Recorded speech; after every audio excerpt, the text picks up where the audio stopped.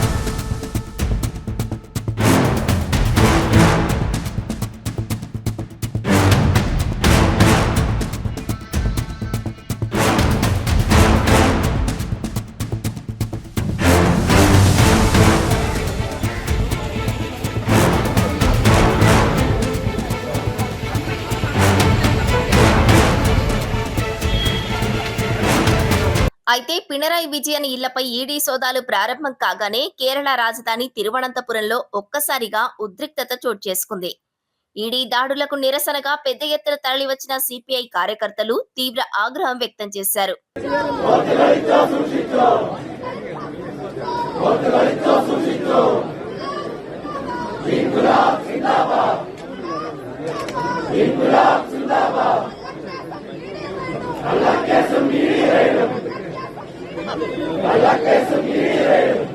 కేంద్ర దర్యాప్తు సంస్థకు వ్యతిరేకంగా నినాదాలు చేస్తూ సోదాలు ముగించుకుని బయటకు వస్తున్న ఈడీ అధికారుల వాహనాలపై ఒక్కసారిగా దాడికి తెగబడ్డారు.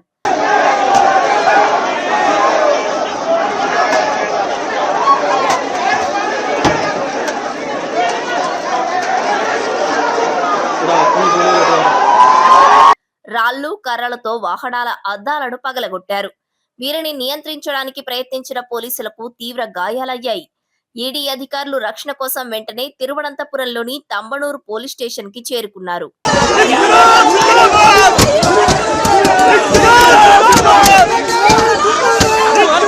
ఈ దాడులపై మాజీ ముఖ్యమంత్రి పినరయి విజయన్ స్పందిస్తూ సంచలన వ్యాఖ్యలు చేశారు. చాలా కాలంగా నా ఇంట్లో సోదాలు చేయాలని ఈడీ అనుకుంటోంది. ఈ రైట్స్ కొంతమందికి, ముఖ్యంగా రాహుల్ గాంధీ లాంటి వారికి గొప్ప సంతృప్తిని ఇస్తాయని నేను భావిస్తున్నాను.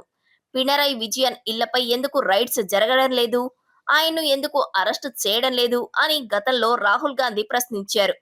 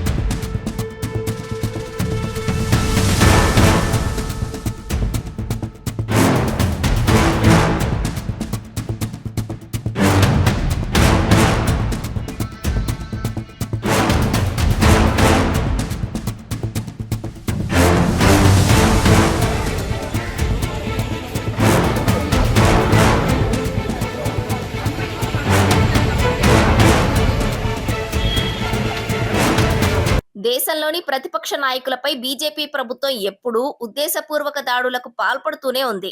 దీనికి వ్యతిరేకంగా దేశవ్యాప్తంగా నిరసనలు వ్యక్తమవుతున్నాయి.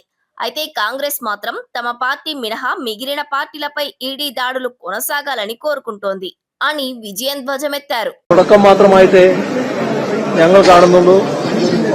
ഈ തരത്തിലുള്ള ഏതെങ്കിലും നടപടികൾ കൊണ്ട് ഞങ്ങളെ തളർത്തിക്കളയാമെന്ന് വ്യാമോഹിക്കേണ്ടതില്ല.